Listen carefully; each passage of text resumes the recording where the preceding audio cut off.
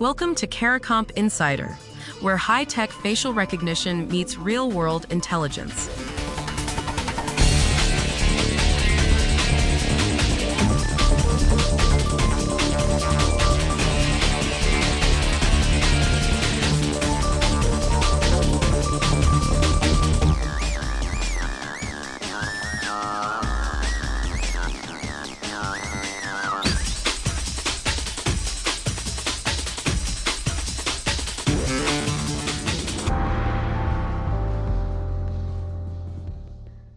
Only about 1 in 4 people say they'd be comfortable letting an artificial intelligence finish a purchase for them.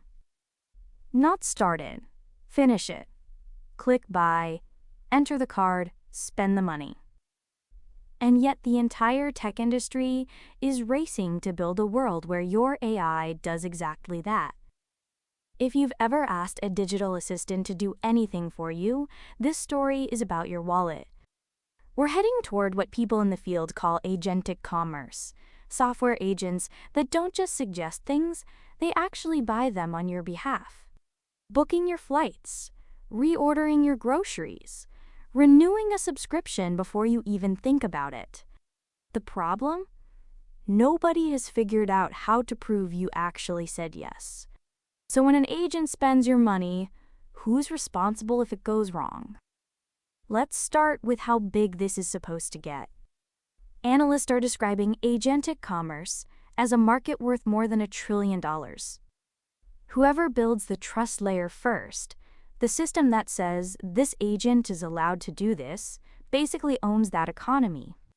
But the people you'd want buying things for you, they're not sold yet.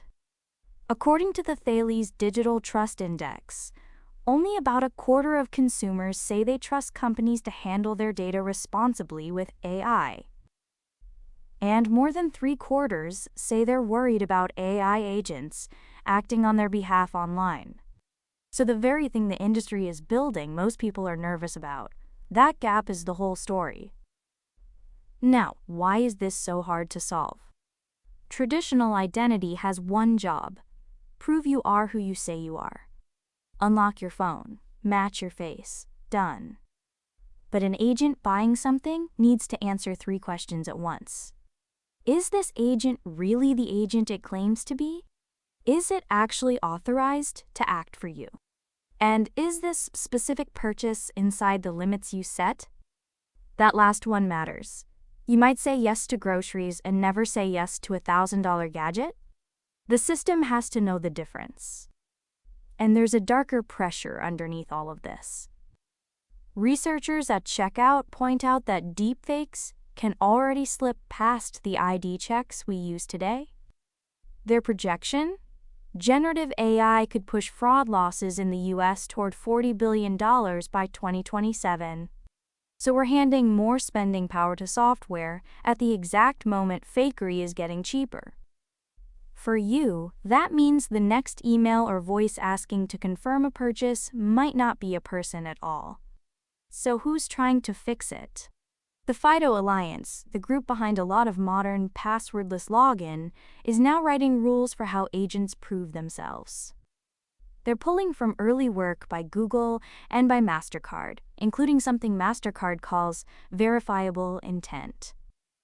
The idea is to permanently link 3 things: who you are, what you meant, and what the agent actually did. A paper trail for a robot's decisions.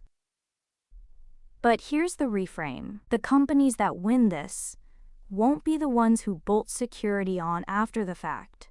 They'll be the ones who build consent and a record of permission into the foundation. So every action an agent takes can be traced back to a yes you actually gave. So let's bring it home. AI is about to start spending your money, and right now there's no agreed way to prove you authorized it. The industry is scrambling to build trust into the system before the fraud and the lawsuits arrive. Most people aren't comfortable with any of this yet, and that hesitation is the only break we've got.